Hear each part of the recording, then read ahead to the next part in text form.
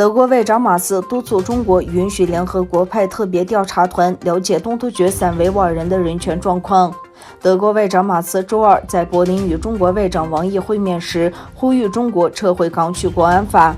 香港立法会选举原本计划在9月举行，但港府表示因武汉病毒大流行而无期限推迟。马斯说，欧洲要求选举迅速和不受阻碍地进行。马斯表示，希望中方同意联合国派遣观察小组进入东突厥斯坦。他说，王毅外长也对此表示出意愿。马斯还宣布，下周将开启德中人权事务对话，届时会涉及到中国政府对少数民族采取的压制行动。针对马斯的言论，王毅表示，无论是香港或者是新疆问题，都是中国的内部事务，外国政府不应干涉。与此同时，维吾尔、西藏和香港人权组织和维权人士在德国外交部前举行抗议游行，要求德国当局将人权议题放在首要地位。示威者高喊维吾尔自由、停止种族灭绝、香港自由等口号。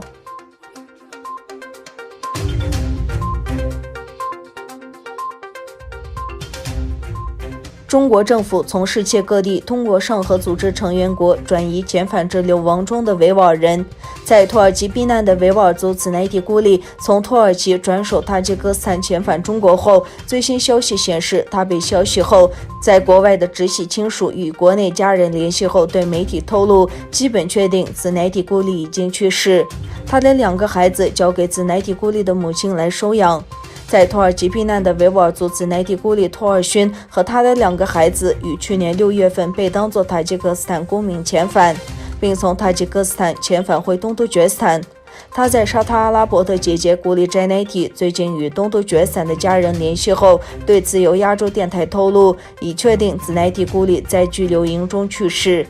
自由亚洲电台透过对该地区的电话采访证实，子乃迪古里已经被逮捕，目前下落不明。他的母亲于去年年底被逮捕并关押在集中营，3年以来被非法拘留的弟弟因身体不佳释放，他的2个孩子由姑母来收养。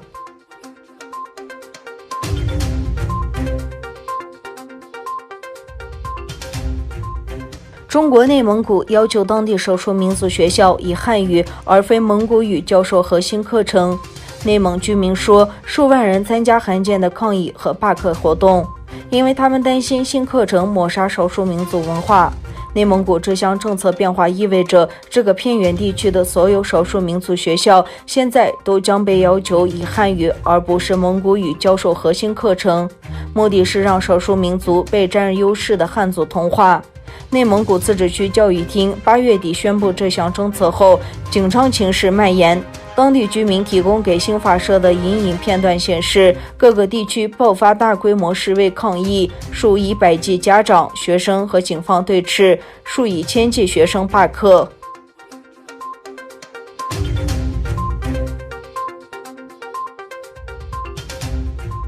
中国与印度2国自8月29日起再度与边境地区爆发军事冲突，而中印2国也互相指控对方为引发此次冲突的始作俑者。印度与中国互相指控对方于上周6意图越过在拉达克地区的非官方边境，并借此来扩大其领土范围。印度国防部长表示，中国部队上周6在其边境地区发起挑衅意味浓厚的军事行动，意图借此改变边境现状。印度外交部周二则是指控中国为最近一波冲突的始作俑者，强调解放军部队尝试强占以往被印度视为领土的山丘，而印度部队被迫采取手段来增强人力，阻止中国解放军单方面地改变中印边境的现状。2国于6月曾在边境爆发持续性的军事冲突。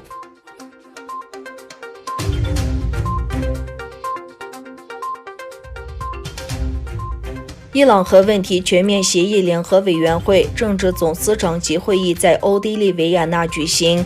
欧盟对外行动署秘书长史密特主持会议，伊朗、俄罗斯副外长及法国、德国、英国、中国相应官员与会。会后，欧盟发表主席声明，表示各方均强调应维护并全面执行经由安理会第2231号决议核可的全面协议，重申美国已单方面宣布退出全面协议，不再是协议参与方，不能启动安理会第2231号决议规定的快速恢复制裁机制。